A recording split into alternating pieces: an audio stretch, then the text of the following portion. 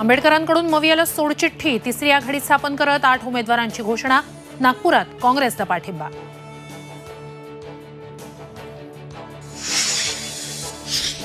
शिवसेना उद्धव बाळासाहेब ठाकरे पक्षाच्या 17 उमेदवारांची यादी जाहीर. मुंबईत 4 जागांचे उमेदवार जाहीर.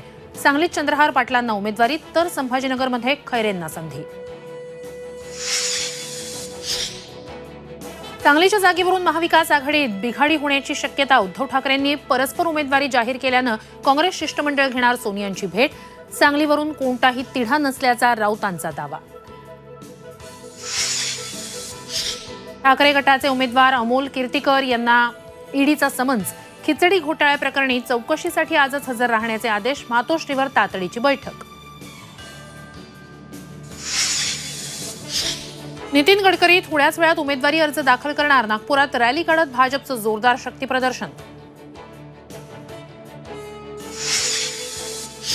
मनसेची शिवतीर्थवर महत्वाची बैठक. महायुतीतील सहभाग आणि जागांबाबत चर्चा. तर 17 मेसाठी मनसेलाच शिवाजी पार्कवर सभेची परवानगी मिळणार, मनसेला विश्वास.